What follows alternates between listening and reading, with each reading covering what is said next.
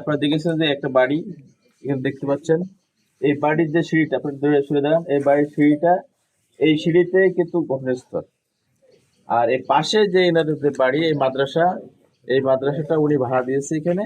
এই মাদ্রাসা পরিচালিত হয়ে আসছে এখানে। ছাত্র, শুধু ছাত্রী মাদ্রাসা এটা। তো এখানে ছাত্রীরা এই সিঁড়িতে বসে নাস্তা করে এখানে। গতকালকে তারা একটা টেনিস বলের মতো একটা সদৃশ্য একটা বস্তু দেখেছি এখানে। সেটা বাড়ির মালিক নাড়াচাড়া করে আবার কিন্তু রেখে দিয়েছে, এটা আমাদের কাউকে জানায়ও নাই। কিন্তু আজকে সকালে 9টা থেকে 9:30টার মধ্যে এই স্কুলের যারা, এই মাদ্রাসার যারা স্টুডেন্ট ছাত্রী যারা আছে, তারা এখানে বসে নাস্তা করছিল। নাস্তা করার পরিপ্রেক্ষিতে তারা ওই আপনার ওই যে টেনিস বল সদৃশ্য বস্তুটি তারা নাড়াচাড়া করে। নাড়াচাড়া চ্যালেঞ্জ হিসেবে নাড়াচাড়া করতে নাড়াচাড়া এক পর্যায়ে এটা বিস্ফোরিত হয়।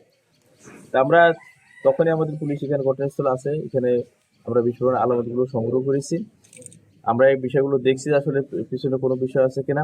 আপনারা জানেন যে মাদারীপুরে একটি কিন্তু সামাজিক দ্বন্দ্ব এখানে সবসময় লেগে থাকে, বিভিন্ন জায়গায় আধিপত্য বিস্তার কেন্দ্র করে। এর আগেও আপনারা সদরে, কালকিনি সহ বিভিন্ন জায়গায় ককটেল বিস্ফোরণ হয়। আমরা মনে করছি যে এই সামাজিক দ্বন্দ্বকে কেন্দ্র করে এখানে এটাকে ভয়ভীতি দেখানোর জন্য হইতে পারে, কিংবা অন্য কোনো উদ্দেশ্য আছে কিনা, সেই বিষয়গুলো আমরা তদন্ত করে দেখছি। এই বিষয়গুলো আমরা খতিয়ে দেখি, আমরা তখন পরবর্তী সিদ্ধান্তে আসতে পারবো। কিন্তু মূলত মাদ্রাসায় কোনো ঘটনা ঘটে নাই। ঘটনা ঘটছে যেটা এই বাড়ির সিঁড়িতে ঘটনা ঘটছে, সেটা সামাজিক দ্বন্দ্বকে কেন্দ্র করে হয়তো ঘটতে পারে, সেটা আমরা প্রাথমিকভাবে মনে করছি। বাদ বাকি বিষয়টা আমরা তদন্ত পেরিয়ে আসবে। এটা ধন্যবাদ।